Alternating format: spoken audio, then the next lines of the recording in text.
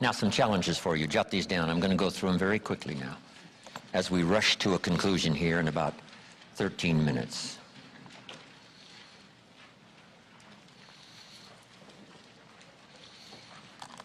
Here they are. You're going to have to write fast now. Here's number one. Review your performance, whether it's communication or whether it's activity or whether it's a CEO or whether it's on the job. Here's what my father said, a seminar in a sentence. I wish he was here to give it, but since he's not here, in his honor, I will give his seminar in a sentence. Here it is. Always do more than you get paid for to make an investment in your future. Now, some unions would argue with us on this, but that's my papa's seminar in a sentence. Always do more than you get paid for to make an investment in your future.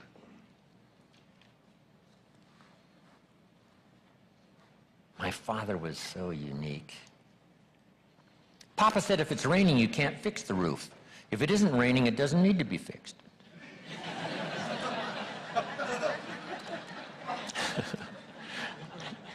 He was a grand old man. Wow, this guy. So review your performance, your language with your children. Just go over that and say, have I been too harsh and too strong, and too stubborn? Should I learn to be easier, mix more compassion with the tough stuff I have to deal with? Yes. You know, prayer will help sometimes. If nothing else, you know, dear God, help me say the right thing, not to ruin it all by poor communication. Here's the next on my list. Face your fears. You know, I don't know what challenges you might have in going over the stuff we've been going over in terms of amending your philosophy or going back and, you know, redoing some stuff that you might have messed up. But face all your fears. That's how you conquer them. Don't dismiss them, just face them. Say, here's what I'm afraid of. I wonder what I could do to change that. Here's the next one. Exercise your willpower to change direction. You don't have to keep doing what you've done the last 6 years if it's not yielding you the benefits you want. In the seminar I do for Jerry,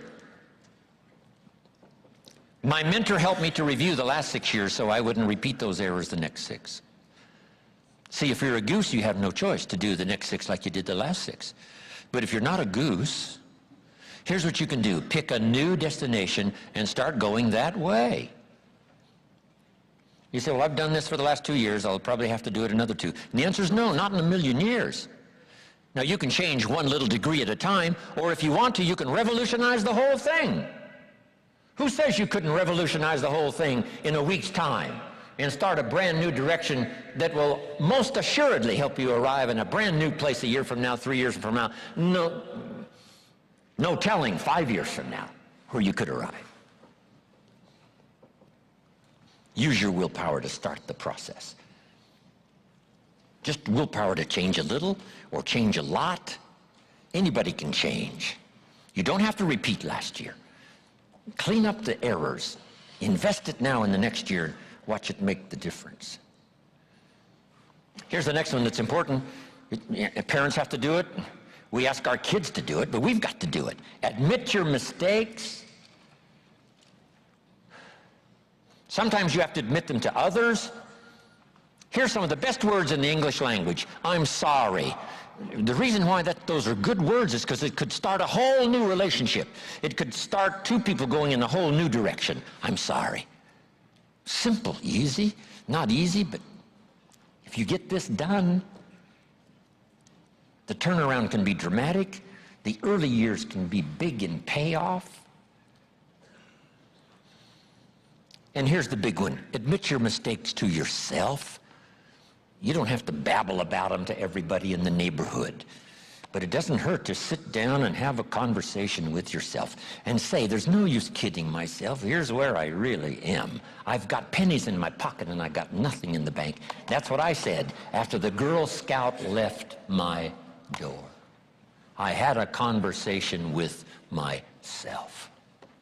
And I said, I don't want this to happen anymore.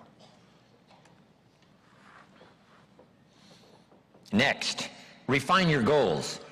I don't know what ambitions you've had up until now, but this weekend would be a good time to start the process. We're going to talk about our goals workshop before our session is over this weekend. Maybe that will help stimulate you to set some higher goals, reach for some higher purpose, go for something beyond what you thought you could do. By the time this weekend's over, you might double, triple, quadruple the amount of goals, purpose, all the things you think you can accomplish. You could multiply that by 10 by the time we finish here on Sunday. Here's the next one, believe in yourself. Yes, you got to believe in God, and you got to believe in the community, and you've got to believe in the possibilities. You've got to believe in the economy. You've got to believe that tomorrow can be better than today. But here's the big one, believe in yourself. There isn't a skill you can't learn. There isn't a discipline you can't try. There isn't a class you couldn't take. There isn't a book you couldn't read. If it's written in some other language, you just get it translated and read it. Here's the next one. Ask for wisdom. This is communication of the highest source. Ask for wisdom. Ask for wisdom that creates answers. Ask for the wisdom that creates faith to believe things are possible.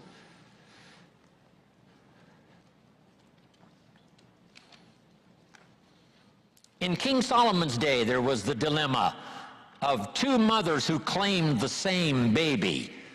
And the question was, whose baby is this?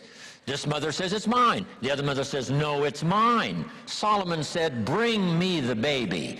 They brought him the baby, and he raised the sword. He said, I'm going to cut this baby in half and give one half to this mother and one half to this mother. And as he raised his sword, sobbingly, the real mother said, no, no, no, don't cut the baby in half. Give it to her, who was not the real mother. Solomon says, now I know who's the real mother. See, that is so wise. And the moment was such drama. But Solomon, the wisest of the wise, knew what to do to settle the deal. Ask for wisdom to deal with the challenges of today and tomorrow, to deal with the challenges your family brings you. Don't wish it was easier, wish you were better. Here's the next one, conserve your time. I must learn to do this. How much time have I got left? Not an unlimited supply. How many of these weekends can I do? Not 1,000, just a few, maybe a handful. Sometimes we get faked out. Bill Bailey says, the average person says, I got 20 more years. No, Bill says, you got 20 more times. If you go fishing once a year, you've only got 20 more times to go fishing. Not 20 years. That fakes you out. I got 20 years. No, 20 times. See, that brings it right down to the real stuff. 20 times. How many more seminars like this? Not 1,000, a few, just a few. So would I mumble and stumble? Would I give you less than my best when I've only got a few more to give? And the answer is no, of course not. If you're a person of some dignity and quality, you wouldn't let that happen. Next, invest your profits. We're going to talk now about this before the weekend is over on financial independence. And I'm going to give you some excellent advice. Here was one of the philosophies Mr. Shoaff gave me, along with Mary Kay. Here's what he said, profits are better than wages. Wages make you a living, profits make you a fortune. Mary Kay and I went for that. Wow. Could we start earning profits while we're making a living? The answer is yes. I went berserk. Here's one now, protect your family. These are troublesome times. Not that they haven't been troublesome times for 6,000 years. At school, troublesome times. I know a wonderful mother and a wonderful father who had two boys. In school, they went two different directions, and one became a model citizen and the other one went to jail. Wow. Protect your family as best you can from the hidden dangers, the lurking evil one. Here's the next one, live with intensity. You might as well turn it up a notch or two after this weekend. Why not? Invest more of you in whatever you do. Be a little stronger, be a little wiser, step up your vitality, contribution. Put everything you've got into everything you do, and then ask for more vitality and more strength and more vigor, more heart, more soul. Next, find your place. This one now is so important. If you just work on a job, find the best place where you can serve well. And sure enough, they'll ask you to occupy a better place. And if you keep doing the job well, the guy says, well, if I had a better job, I'd really pour it on. But I got this lousy job, so I just goof off. See, that's the philosophy of disaster. So you've got a lousy job. Do the very best you can. That's your best way out. It's not to do less than you could, but to do the best you can. With that philosophy, your life can take great leaps forward. Here's a Bible phrase that says, if you work on your gifts, they will make room for you. They'll make a place for you. Here's the next one. Demand integrity from yourself. You can't demand integrity from someone else. Integrity is like loyalty. You can't demand it of someone else. You can only demand it of yourself. Be the best example of loyalty, and you'll get some loyal followers. Be the best example of integrity, and you'll have people surround you that have integrity. Lead the way. Next, welcome the disciplines. Can't give you much better advice than that, because disciplines create the reality. Disciplines build bridges, build cities. Disciplines, a well-disciplined activity creates abundance, creates uniqueness, productivity. Next, fight for what's right. It's a fight we're in. The storyteller says, and there was great war in heaven. Wow, you mean way back there? Yes. 1/3 of the angels conspired. I asked Bill Bailey, how long do you suppose it took 1/3 of these angels to get together? Did they conduct meetings? I don't know. Bailey says the storyteller doesn't say. I said, then we're supposed to use our imagination. I don't know. It does say finally the great war occurred, and the 2/3 prevailed and the 1/3 lost. One of the writers of later scripture, here's what he said, I fought a good fight. See, that's extraordinary to be able to say. I fought for my kids, and I fought for what was right, and I fought for my good health, and I fought to protect my company, and I fought for a good career that would bless my family. I fought a good fight. It's good to fight. The encroachment. Opposites are in conflict, and we're in the middle. And if you want something valuable, you got to fight for it.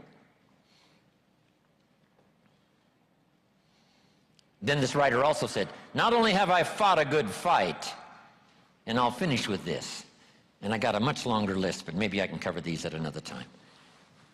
He said, I fought a good fight, and I kept the faith. See, that's the deal. Keep faith with your family. Fight like crazy and keep faith. Fight the enemy and keep faith. Fight illness and keep faith. Fight the evil and keep faith. I can't give you much better advice.